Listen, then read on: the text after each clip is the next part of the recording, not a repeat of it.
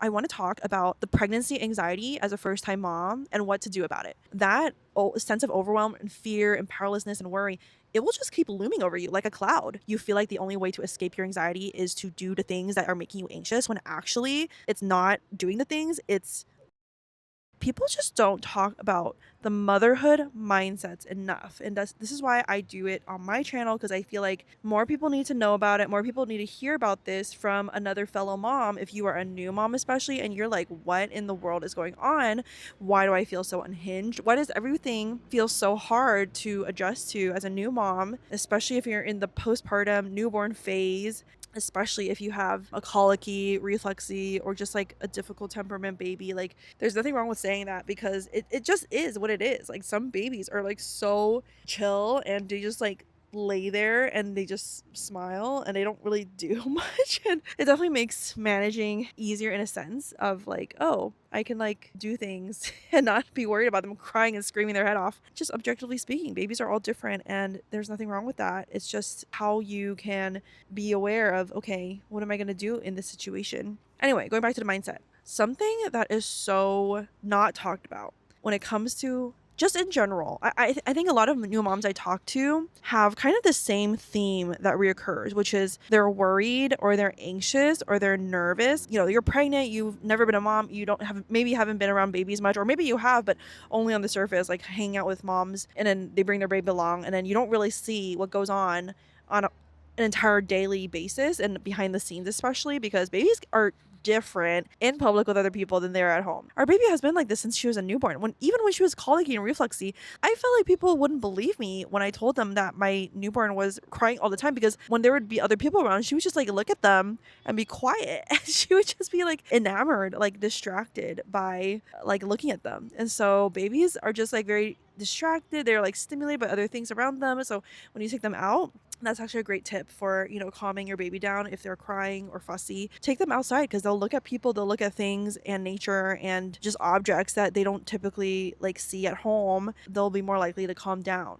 Going back to the mindset. So a lot of pregnant, expecting first-time moms are anxious, are nervous, and they think that they're alone in it because no one else talks openly about it. And so today I want to talk about the pregnancy anxiety as a first-time mom and what to do about it because it's real. It is so real. You have never been a mom. You know that being a mom is a big deal. You've heard so many things generically about like motherhood is hard or parenting is hard or having kids is a big sacrifice. You hear like all these generic things and yet no one really talks to you because again, we are not, so many of us in Western society and especially in the US are not in a village model. It's only expected that you would feel nervous. Like, don't feel bad or ashamed or guilty about it. Realize, oh, I'm a human being being nervous about the unknown because I don't know what to expect, but I want to do a good job and I want to have a happy family. How can you actually succeed in something that you have no idea what to expect? Like, it's just unrealistic, right? If you're feeling those anxieties and emotions, don't shame yourself for feeling that way, thinking that no one else feels that way and you are the only one because so many other people are feeling that way. They just don't talk about it. They don't openly admit there's a stigma around anxiety and about worry, especially if you're a Christian. Like I'm a believer too, and it's like just trust God more, just give it up to God, just like pray about it. And yeah, those are all good things, of course, but it's like also don't spiritually bypass your emotions, thinking that you can just pray your fear away because you need to trust God more. Like sometimes the fear is an indicator that you just gotta learn more information. Like God gave us emotions and common sense, and so sometimes if you're worried about, I don't know what to do in birth because I don't know what's gonna happen, then go learn about birth. Don't just like, oh, let me just give it up to God. And like, yes, give it up to God and also educate yourself. I don't know how to take care of a newborn. What do you do with a baby? I've never taken care of a baby. I talk about this in multiple of my videos, but the best way to learn is to ask other moms, to hang out with them actually, because you don't even know what to ask. You don't know what you don't know. It's kind of like you're an intern and you're working for like let's just say an aerospace company and suddenly you're on a project where you have to build a rocket ship and you have no idea.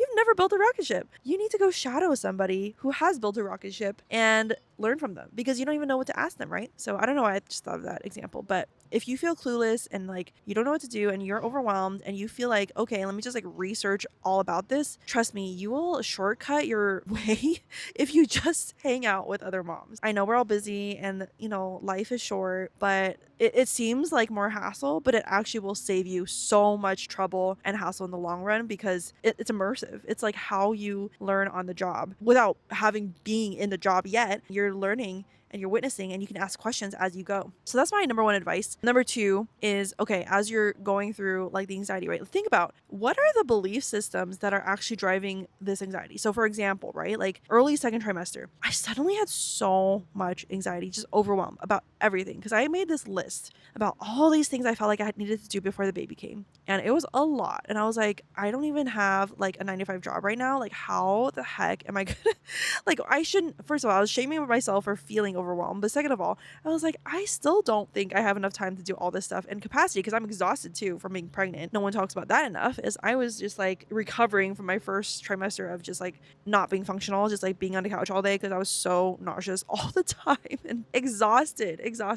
But also, I was like, I needed to do all this stuff, but I feel so overwhelmed. So I was just like basically caught in a spiral, in a cycle of feeling overwhelmed, which is so ironic because so much of like the work that me and my husband do in our podcast and our coaching is helping people not feel overwhelmed, but specifically when it comes to work, like in corporate work and professional work. And this was just another level I had never really been forced to face before, which is overwhelm in terms of my personal future and like family and just like all these like really big blessings, of course, to have a family, but it's like also it can be so heavy and so much to carry when you feel like you need to do XYZ. That overwhelm, I realized I was like, I am probably going to be perpetually feeling this way unless I do something about what's actually going on inside of me. And so I started to really be intentional about being honest about why am I feeling these things? Like, what is the story I'm telling myself? I'm starting to like investigate, be curious about the track that's going on in your mind. Like, what are you believing? And what I realized I was believing was I need to be fully prepared and have everything done and prepared before the baby comes, which every single mom, every single parent I talked to said that's not possible. You will never be fully prepared. It's like hard to accept when you live in a world that tells you you are in charge of your life, and being raised with all these tendencies of self-sufficiency and preparation and hard work, not bad things in and of itself, but it can become such an unhealthy coping mechanism and a crutch when you believe that those things will save you, and that they will not save you, especially in parenthood. Through my times of prayer and reflection and journaling, I started to realize, okay, there's a deeper invitation to surrender and to trust God even in the unknowns. And I actually did a video on this while I was pregnant, if you want to go back and watch. But I didn't realize when I recorded that video, I didn't realize how much deeper of a level of surrender God actually would take me on after the baby came. Like the level of surrender in that journey of letting go of control, of preparation, of needing to have everything ready. I got a sneak peek of it when I was pregnant. Already I felt like that was difficult and stretching. Like, you've never swam before, and then you're like, okay, let me learn to kind of like paddle and tread and do these like swimming moves, and just even getting used to the water. Like, it feels scary at first because you've never been in the water. Maybe you don't know how to swim and you've been afraid of it, and so you start getting your feet wet. After you have a baby, it's literally like going into the deep end of the pool or the ocean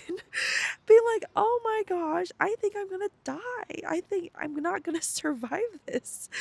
But the lessons that you did learn from facing your fears, like for example, the pool, you're already taking baby steps in the right direction. And actually, those crucial foundational skills, you're just gonna use even more. Like, if you're in the deep of the ocean, now you're really in it. Now you really have to let go of the fear of water and like trust your instincts and trust the skills God has given you, or that you've learned. That's how it felt like after having a baby. It was like, oh my gosh, I really need to let go of control. Not to shame yourself right away, like, oh, I need to like become this really relaxed, peaceful person overnight, because that's just not possible. I mean, anything's possible with God, but I will say majority of the time, transformation comes incrementally with consistent intentionality and mindfulness. What that looked like for me was realizing, okay, first of all, my hormones after giving birth are no joke. You just feel like a crazy person. You are thinking things you never think you would think before. You're having emotions and thoughts and crying, and you're like, what in the, like, who am I? Like, that's literally how I felt. So don't put pressure on yourself to be like, I need to like not be anxious right away. The transformation comes with time, just like seeing your baby grow. So like, if you never had a baby, right, looking at your baby, you're like, oh my gosh, they're so little, and everyone says it's so short, it like flies by in an instant, and you can't imagine that because you've never been through it. And it seems like every day is an eternity because every wake window takes forever. You're not sleeping and you're just losing your mind. And so you don't know what the growth will look like until fast forward 6 months in, 3 months in, even. You're like, whoa, my baby is a different baby.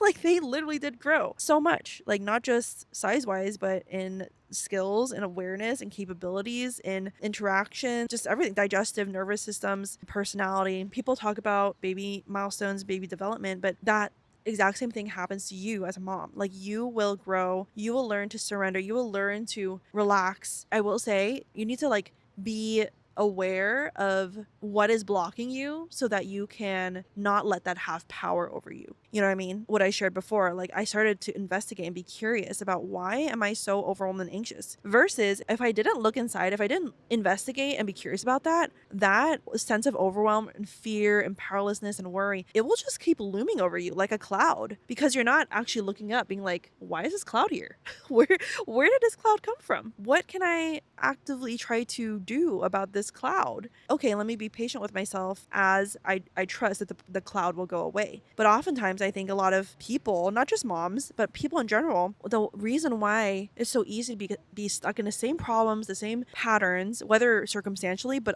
oftentimes just internally. Like, you're just in an internal mental prison, internally being tortured by your own thoughts and toxic, unhealthy thought patterns, behavior patterns, whatever it is, belief systems. It's because we feel like we don't have control. We've never been taught how to be in control of our thoughts and beliefs. We're just like living according to this operating system we naturally adopted from the world, from people around us, from our pain in the past and how we've coped as children. That has become how we operate, versus actually being like, oh, what is this operating system I have installed in my programming? How can I tweak this operating system so that it serves me, so that it helps me to become like a present, healthy, peaceful mom, rather than anxious and anxiety driven and fear driven and always feeling like I need to do all these things to be okay. Spoiler alert, right? Like, this is what I learned and continue to learn, and also especially learned after having a baby, is wow, the key really is not more knowledge and more preparation and more hard work is not going to save you. Like, the key is truly learning to let go of that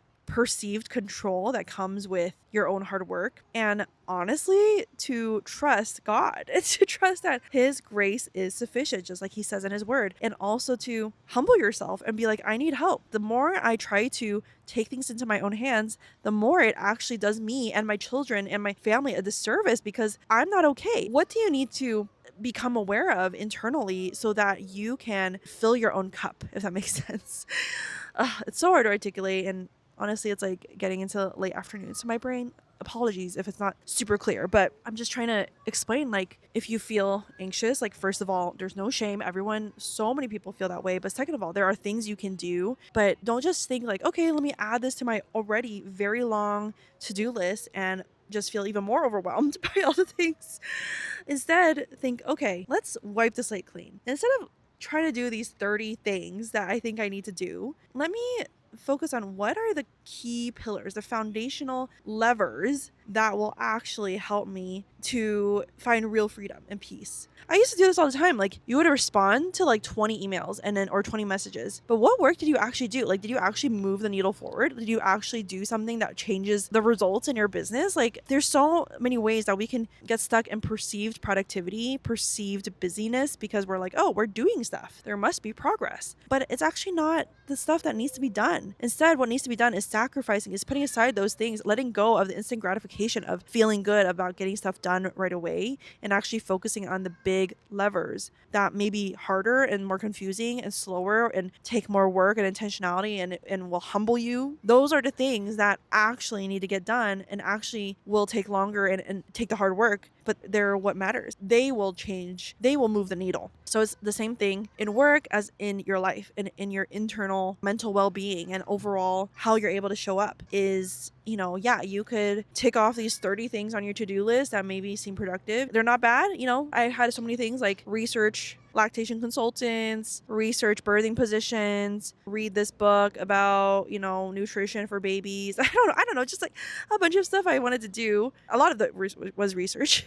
But at the end of the day, what should have been number one on my to-do list and like the must-dos, it should have been go hang out with some moms, like prioritize and protect, set aside time every week to hang out with some moms and pick their brain and just like get to know, like observe them, learn from them. Number two, find a doula. I talk about that as well on my channel. Get a doula. If you're anxious, a doula helps so much. The right doula. But it's worth looking into. And yes, it's another investment. It costs money, but that's another topic. But it is worth investing money in things that will change your life. That's all I'm going to say. Change your life for the better. So highly, highly recommend a doula for first-time moms, especially one that supports you, like aligns with your values and will advocate for you and support you through your birth and also postpartum.